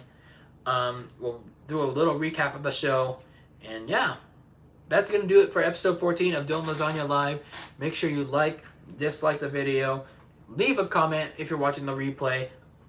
Feel free to leave a comment in the chat if you're still watching this live, and don't forget to subscribe. Tap the bell for notifications so you can be notified of every one of my videos and even some of the shit posts I make. And yeah, always be. Oh wait, actually that is not all. That's actually not all I wanted to talk about. I actually wanted to end this video by talking about yet again the Crash Team Racing Nitro-Fueled microtransactions controversy. I don't know if you could really call it a controversy to this point. So I ended last week's show ranting about how microtransactions have absolutely no place in a game like Crash Team Racing Nitro-Fueled. I still stand by that point, by the way. It's really a game that came out 20 years ago, getting microtransactions. It's whether or not they're optional, whether they're just cosmetic, they have no place in the game. Seriously. I also said about how both Activision and Beanox need to buff, they need to increase, not nerf, the Wumpa coin rates for offline players, and that bigger names need to stand up for this. After I play my portion of it, I'm gonna play something very interesting after that. So here's my take on the issue of the microtransactions coming to CTR Nitro-Fueled, and we'll move from there. So I'll play you a little snippet of it, and this is from last week, and if you haven't watched last week's episode, I encourage you to check it out. So let's play a little snippet of this. I'm still gonna play CTR. I'm still gonna play the Grand Prix, but Activision doesn't have my good races anymore. They don't have my good races. I know this is not the fault of Beanox. I mean, if it was, Beanox would have said it. Beanox would have explained this. Because Beanox developed the game. They developed a very good game, but this wasn't perfect by any means. They said, can you guys hear it okay? There wouldn't be any microtransactions in the game. And if you don't believe me, go check, they did an interview with, they said, in this source via Screen Rant, that there wouldn't be any microtransactions in the game. But I guess Activision had to come in and butt in and said, I'll get to that point about Screen Rant later. Screw the fans, screw our promise from our developer. We like money. People like to waste their money on in-game currency. So let's break our promise that the developer made and that we didn't make, and get greedy with the money that we won't use to fix CTR's various problems, but instead we'll use that money to create a money swimming pool. Yeah, very nice of you, Activision. So pretty much these microtransactions take away what makes CTR so fun. So instead of earning the Wumpa coins, which the rate needs to be drastically increased offline and increased online as well. It's that's what should have been done. Increase the Wumpa coin rates. Give us more Wumpa, pay us more Wumpa coins for when we do when we play these modes both offline and online. So pretty much what I said afterwards. It's they need to increase the rate. We don't know the prices at that point of how much the microtransactions are gonna cost, but it's starting to come out. I'll get to that point later. But I want to play you some interesting clips that I came across and that has released since my live stream. So we finally got some like a couple of big names like addressing the issue, and also one that like has an interesting point of view that kind of like altered my stance on the whole issue of microtransactions in CTR.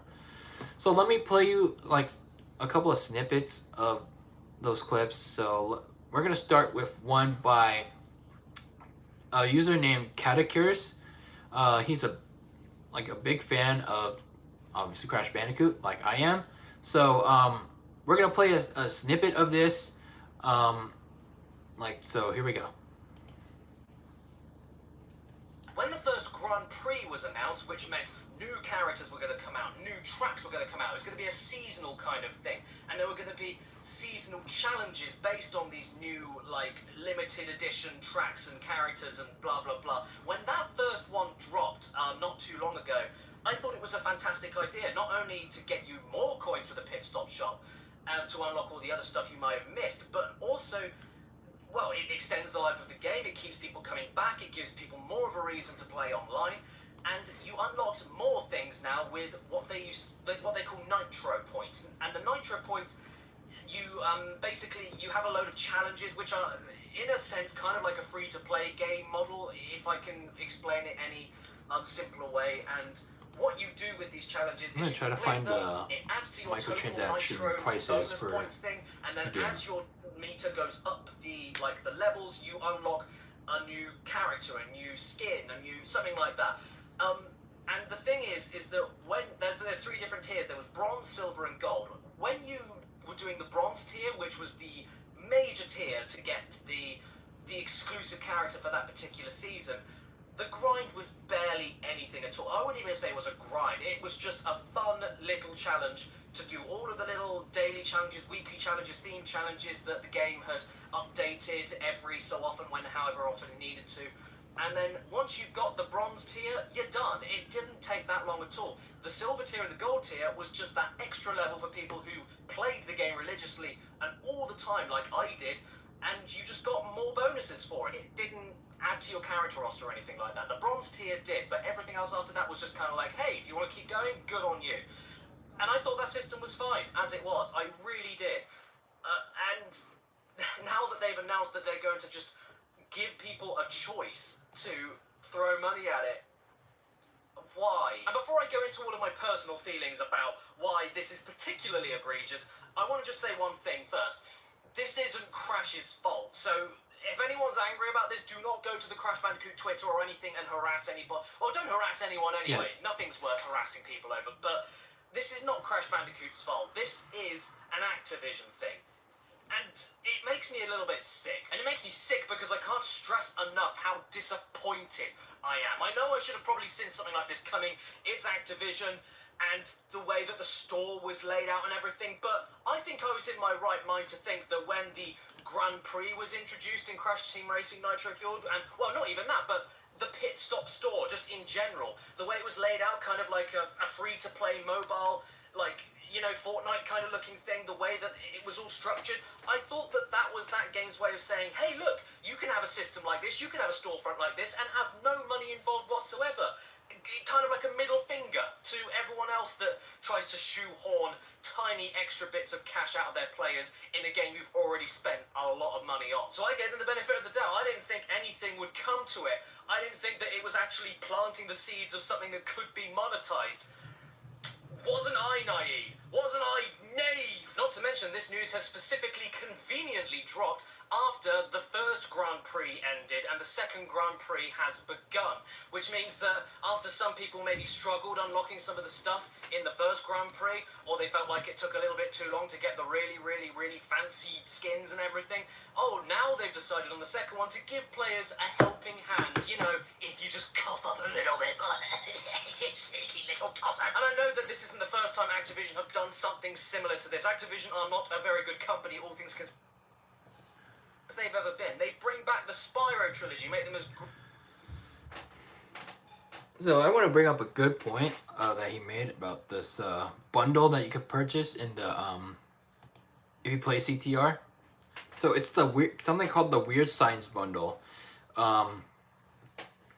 You can it contains a legendary Crash skin which looks like Doc, like you know Doc Brown from Back to the Future, and the looks like the DeLorean, and like a decal and a paint job for it. So let me show you what he said about that. Hasn't been released yet.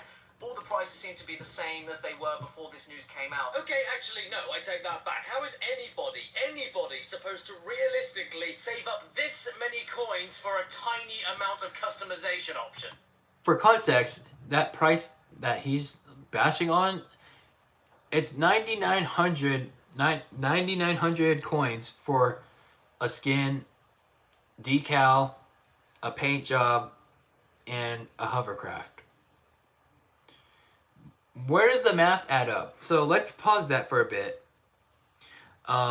Normally, like a paint job, let me go to the pit stop because I have the game on right now. All right, like I guess it's a legendary decal, like, but it doesn't look, from the looks of it, it doesn't. Let me go back to it. Because if it was a legendary decal, it would be signified with yellow, but it's not. It's a basic decal. So normally basic decals go for like 250, and then like this one, like the Weird Science one, like the paint, they go for like 750. But if we do the math, and let's like the legendary skins are like 2,500, and I'm sorry, my math is terrible. Like it's another 1,000. So where does, like, if let's say the cart's 4,500, so where's the math come in? It's like 900. Where's the other 900 coins come in? So it's like, let's say that's 9,000 for the bundle. Where's the other 900 come in? And why is it 11K for if it's not discounted? That's what I don't get. So let's play more of it.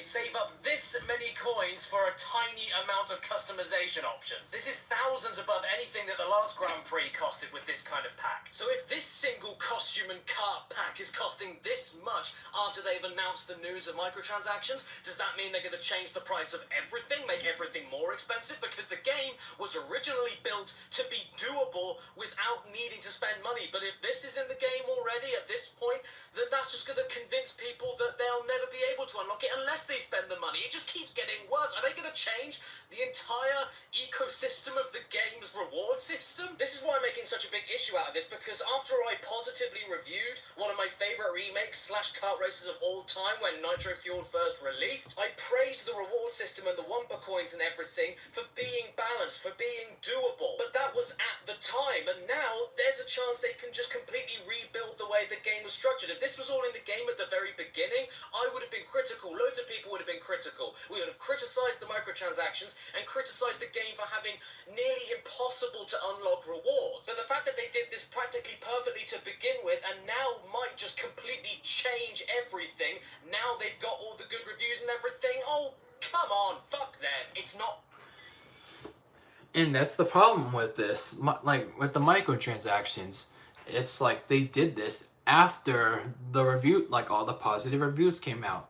And like the pricing of the microtransactions are not that great either. Like and the option just came out for the PlayStation 4 and Xbox One. The Switch version, unsurprisingly, still hasn't gotten it yet, because I think Activision, good thing, they still having problems with getting it in the Switch version, and hopefully it doesn't make its way to the Switch version, because I don't want that thing touched like at all.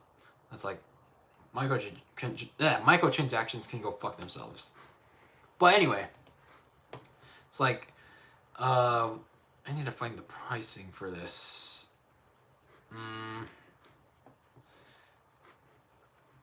Pricing. Oh, here, microtransactions. Here we go. I'm on Reddit right now. So, oh, here. So in like So the prices are $250. So like the prices are $250 for the lowest pack, which is like 2,500 Wumpa coins, and then it's like 5,000. I think it's like $6, and then $10. Like I'm gonna convert this, like euros to dollars. Or is it New Zealand dollars? Okay, New Zealand pounds to dollars. Okay, because I still haven't seen the prices yet. Let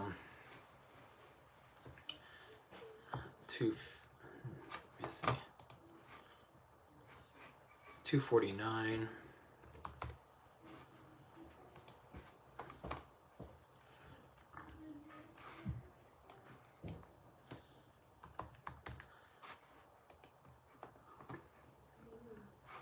Okay, I guess. Let me see. But like I think I don't know, the highest one that they did. I can't remember the prices for this right now. I'm like really upset they did this. But the prices for this like the highest one. Oh, here it is. Oh, here. So the official prices for like the microtransactions are the smallest one starts at $249, which is like 2,500 Wumpa coins, which will basically get you like a legendary skin or any skin in the game, and then it starts like the next one's like 5,000 plus 250 Wumpa coins, which start at $5, $4.99, and then 10,000 plus another 1,000 Wumpa coins, which is $9.99, which will basically get you the weird science bundle like that's in the game right now. So pretty much all you're paying with these microtransactions are an overpriced cart bundle or an overpriced cart skin bundle. So it's pointless. Like these microtransactions are pointless to begin with. It's like they didn't need to be added into the game. What they should have done again was they needed to buff the offline and online Wumpa coin rates. And even like yes, people can ignore them, but what if people have what if people with spending and gambling addictions, like there are people with gambling and spending addictions that will purchase these, so that's another problem. However, again, there was an interesting twist that I mentioned earlier about this, and there was this twist that I mentioned about someone bringing light to the truth about this microtransaction thing. There was someone that said, there was this article I mentioned last week about Screen Rant about how Beanox promised that there would be no microtransactions in the game. However, I came across a video on YouTube by a user named Colossal Kiwi, and he had a lot of interesting things to say. So, with that in mind, I'm going to play you some clips from that video, or some sound clips from it. So, here we go. You see, I think people have every right to be pissed off about this situation. But a lot of people, myself included by the way, had the initial reaction of, wait, what? They publicly stated there won't be any microtransactions. They fucking lied to us. Guys, they did not lie. We as a community, we screwed up. I think there's a valuable learning opportunity. Yeah, when I first heard that, from this chaos. I didn't know what to think. Look, I know some of you are already thinking, like, how's this guy talking about? Once again, I clearly saw an article that stated CTR will never have microtransactions. And that article that you'd be thinking of is one by Screen Rant. Now, everyone who is in the Activision Lied to Us camp specifically referenced this Screen Rant. Including me. But can anybody show me a different source of See, this information? I hope all of you are going to listen to this next point. He brought in this interesting point. Can anybody watching this video Can you show guys me hear an it? actual interview where an Activision or Beenox employee officially stated that the game would not have any microtransactions? Let me save you the trouble. No, you can't find it. I've been scouring the internet Not for even the past couple of IGN. days, and I can't find jack shit because it doesn't exist. This article right here was a mistake, and I can explain exactly how it happened. Now, look, first I just want to make it clear that I don't blame anyone for believing this right here that don't mention micro. Only ones who had a sit-down, hands-on experience at E3 development team, but not a casual comment that was made a member of the team. They're all interviews with specific developers. The Screen Rant article just mentions a member of the team. In other words, it was not an official statement from a developer. I believe it was a casual comment that was made by someone who was a member of the team running the E3 booth, but not a member of the actual development team. What exactly am I talking about, you ask? Well, turns out Screen Rant aren't the only ones who had a sit-down, hands-on experience at E3 2019 because, well, I did as well. This hands-on experience they're referring to is a gameplay demo booth that was set up just outside the main exhibition hall where anyone at the event could queue up and play 2 races, okay? It's pretty important to note you did not need to make an appointment for anything. This was not something you needed to arrange for or needed a certain pass for. Anyone could queue up and play 2 races. The first race was a practice run and the second race was an actual competition. I did not win, so it was all in one area, not a transcript of an interview. And you know what? The team of people that was actually running this article is not a I don't want to be a dick. They did not information.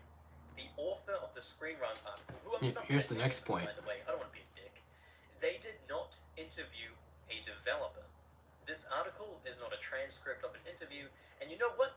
The team of people that was actually running the actual demo booth and answering questions while people waited in line, they didn't really strike me as game developers. There was one guy who was giving people specific tips about power sliding and stuff, and he seemed to know what he was talking about, but the rest of the team just struck me as general E3 booth volunteers. They were really lovely, but they didn't seem super knowledgeable about the game. While I was waiting in line, I was looking at the other people who were playing, and I noticed the character customization screen. You can customize the carts and whatnot, and the different skins. And the first thought that came to my mind was, please don't let this be an excuse to smuggle in microtransactions, right? Now, of course, I wasn't expecting post-launch, but I figured, hey, let me just ask them real quick and check, does this game have microtransactions? So I stopped one of the team members and I said, hey, tell me about, are there microtransactions in this game? And they looked at me and they said, nah, there are no microtransactions in this game. Now, that's pretty clever wording. I'll elaborate on that in just a moment, but let me ask you an important question. Do you think that some volunteer, because these guys were not developers, okay, they weren't, do you think some volunteer at an E3 booth is going to know about Activision's plans to add microtransactions like a month after launch? They're not going to know about that, okay? I've been part of a similar kind of team at a similar kind of booth for a similar kind of gaming convention for an upcoming game, and prior to the event, you're usually given a big list of answers to potential questions from press or just random event goers, and either this random team member truly believed that the game would remain in its current state without microtransactions, or they were merely giving a vaguely worded answer as they were instructed to. I mean, when you think about it, once again, the sentence, there are no microtransactions in this game, is pretty clever, because at the time, that statement was entirely true. There were not microtransactions in the game. They didn't state there would never be microtransactions in the future. This statement was made in the present tense, and at the time, it was true. I mean, even... Sorry, my phone is being a dick. Alright. The Screen Rant article says, a member of the Nitro-Fueled team stated that the entire game would avoid microtransactions. Now, saying that they will avoid microtransactions is not the same thing as saying there will... Look, the point I'm making here is, the fault here lies on several parties. Activision is at fault for shady business practices, the author of the Screen Rant article is at fault for making a little oopsie, and we as a community are at fault for not being more analytical, and also for shutting down people who were actually trying to be a voice of reason, simply because they were saying something we didn't want to hear. I mean, come on, the pit stops design screams microtransactions, but we all wanted that beautiful Screen Rant article to be true, so we decided that it was, and it spread like wildfire. Look, we should have paid closer attention to that article and demanded an official statement from Activision or Beenox before we decided to put all of our trust in this game regarding microtransactions. We cannot let this happen again. We must be very attentive to the wording of these things in the future, because, look, we as consumers, we need to stop taking things at face value. Journalists, they need to start doing their fucking jobs better, and Activision needs to stop being a bunch of cunts. Speaking of which, I guess this is the part where I'll actually explain my thoughts on the microtransactions themselves before this video hits 10 minutes. Now, I'm definitely more pissed off about the way that microtransactions were added to the game rather than the actual in-game purchase option itself. They intentionally delayed the addition of microtransactions until after all the major reviews were published, and the fact that this whole don't pre-order games practice is pretty quickly turning into don't even purchase a game within a couple months of its release date says a lot about the damage that publishers like Activision are causing the industry. So what do I actually think about the new option to purchase Wumpa coins? Well, assuming that they don't nerf the rate at which you naturally earn the coins, and assuming that they don't raise the prices of the pit stop items, because at that point nobody can deny that it's pretty fucked up. Look, even with that stuff rolled out, I don't like it, okay? And I get that people who have kids or little spare time in general, they may see this as an innocent optional shortcut for the Wumpa coin grind. I get that, but Activision themselves are responsible for setting up that grind in the first place. And for people who say it's optional, well, Jim Sterling recently made a video about this exact topic for this exact game, and he explains this optional thing way better than I ever could. So, in short, I don't like it, but I do like this game, and hey, at least it isn't loot box gambling, I guess. And yeah, that video by Colossal Kiwi brought new light to this conversation on whether or not this movement, which was started by Josh Gaming, by a YouTuber named Josh Gaming, is really going to last any longer. Which is the hashtag remove microtransactions from CTR movement. I was admittedly part of it for a little while, but I deleted the tweets, there's still one retweeted tweet from a guy named Shadow Thomas that still deserves to be up there, but this video kind of woke me up a bit because we clearly misquoted an article that doesn't really mention it really messed up. The author messed up here. They really didn't know if it was a developer. The author didn't know if it was a developer or a volunteer, and the Colossal dude knew it was a volunteer because he was there at E3, and he proved it because he won the sunglasses. He got the sunglasses. He got the goodies. It's that's validation enough that the dude was there at E3. Plus, he saw Keanu Reeves live, so you can't deny it. But in regards to this whole microtransactions thing in CTR, I mean, I still hate it. I still don't like the fact that they're adding it after they got all the Activision got all the positive reviews, and I don't care if it's optional or cosmetic. There's no excuse for microtransactions to be in a paid video game. It'd be fine if it was in a free-to-play game, because it would support, it would at least supplement whatever support the developers are getting, because it's a free-to-play game, a mobile game like Fortnite, of all games, Fortnite. But for a paid video game like Crash Team Racing, which is not even full price, which is $40, adding in microtransactions to not just that kind of game, but a 20-year-old remake of a game, nah, that's just it's unethical. It's immoral. It's so much. injustice right there. So I was gonna talk more about the overpriced of that weird science bottle, but I already made my point about that. So in closing, I really like I really like playing CTR. If you want to see my thoughts about the game before the microtransactions came out, go check out my channel. But it's just that the grind is just the grind is just really tedious. It's like especially from a guy that really hates Nintendo Switch Online and that kind of hates online in general as well, except for Splatoon 2. But this thing microtransactions is just ridiculous. I do want to play you one thing that I saw today that I really hope comes to pass. So let me go to Kotaku, because there's a U.S. senator by the name of Josh Hawley. He introduced a bill that would ban loot boxes and pay-to-win microtransactions in games played by minors.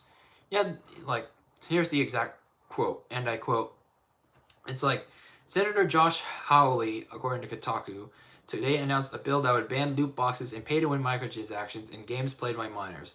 A broad label that the senator says will include both games designed for kids under 18 and games whose developers knowingly allows minor players to engage in microtransactions. Haley will introduce the bill, the Protecting Children from Abusive Games Act, to the U.S. Senate soon.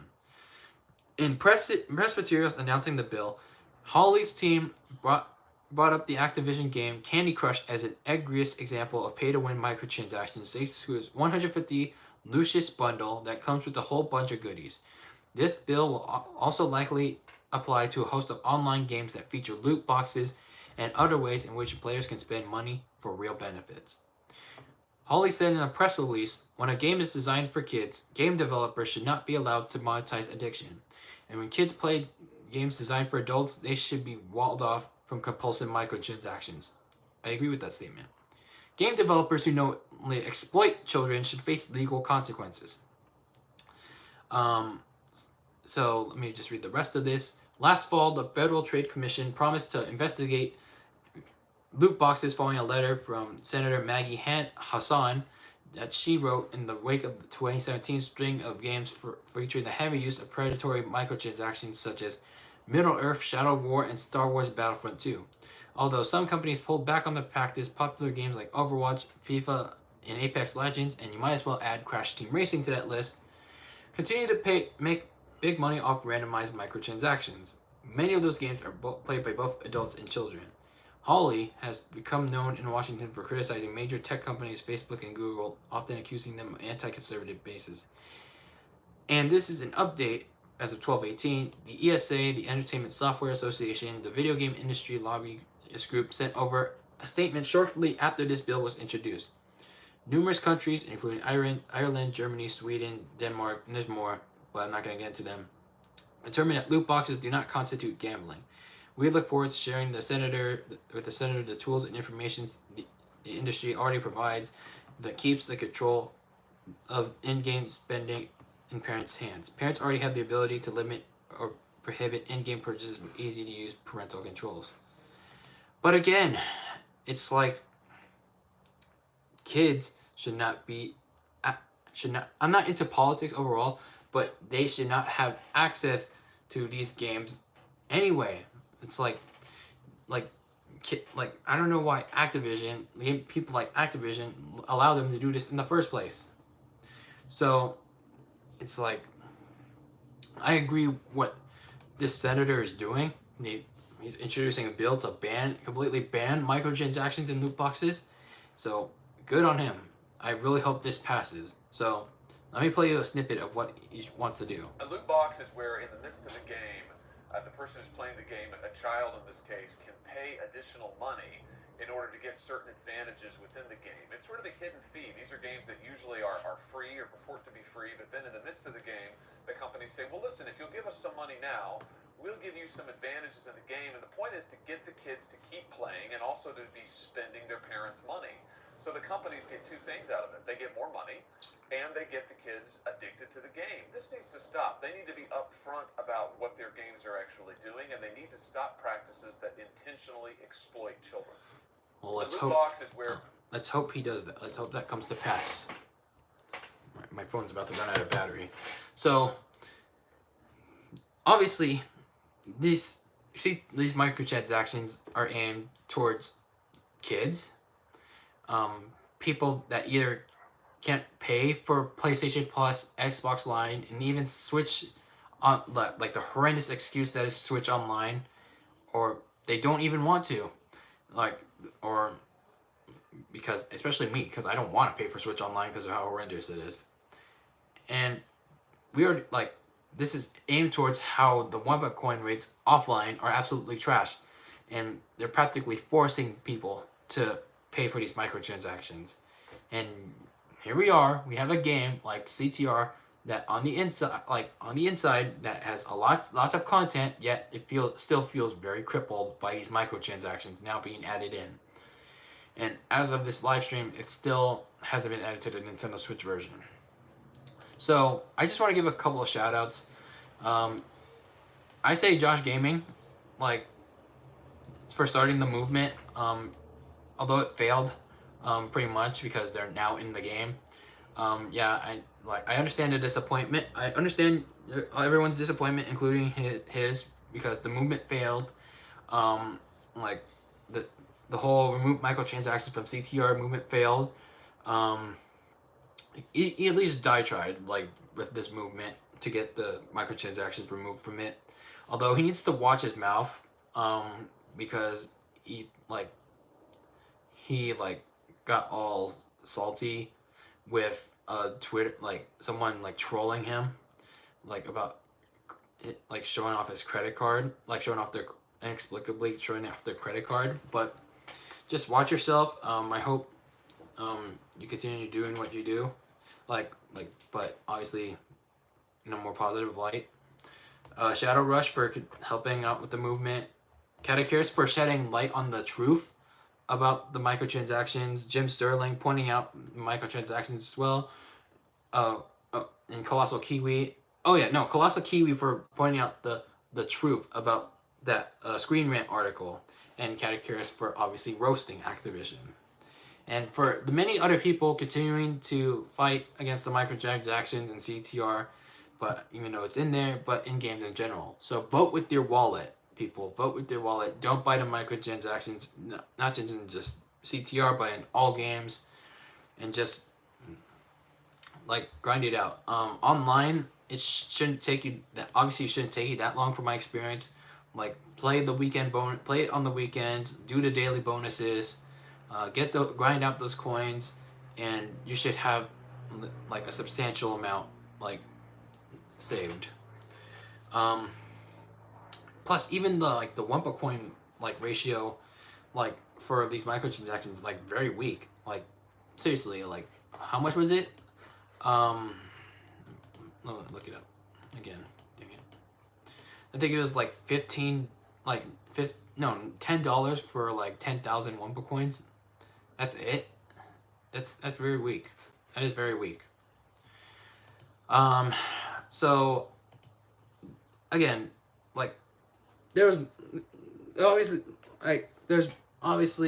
I've changed my stance a little on this whole microtransactions from microtransactions in Crash Team Racing, because there's just more to it.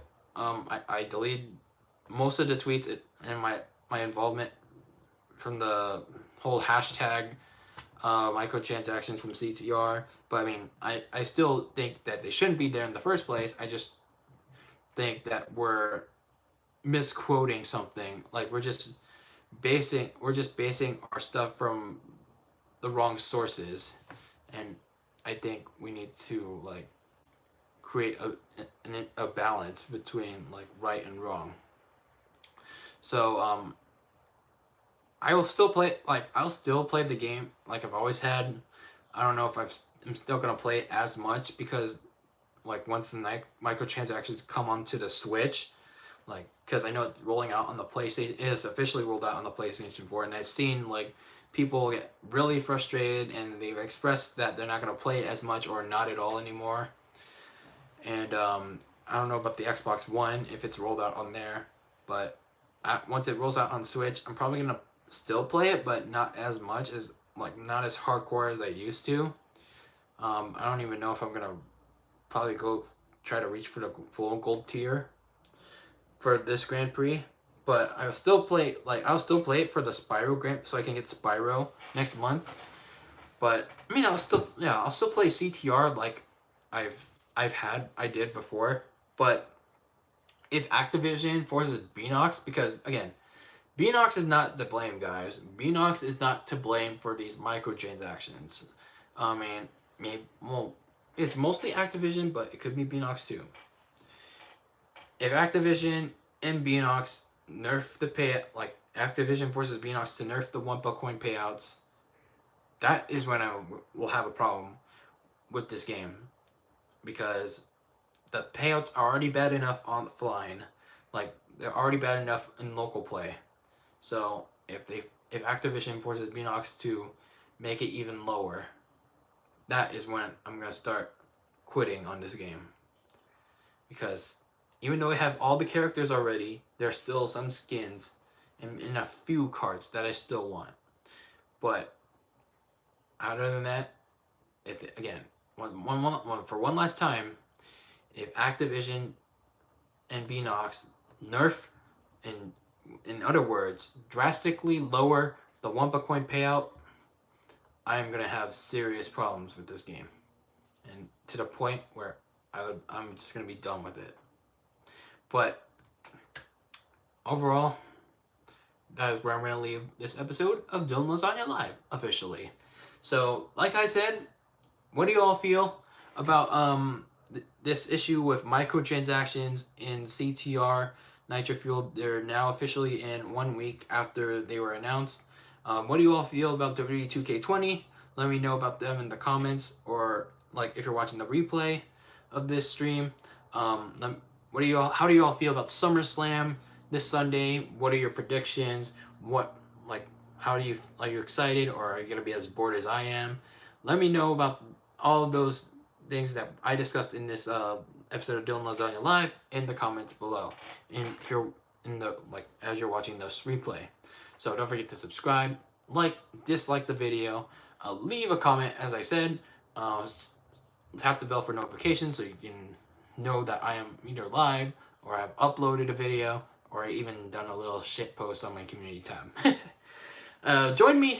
Hopefully, I can do a episode 15 of DylanLasagna Live, which will be the SummerSlam recap episode. Hopefully, if not, I'll probably do it on the normal day of the week, on Thursday, with Raw and SmackDown recaps as well.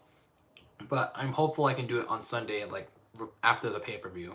So stay tuned for that. I'm gonna have that scheduled a little bit soon, but that's tentative. That's like TBD. So stay tuned for that. All right, everyone. Always be delicious, and I will see you all next time.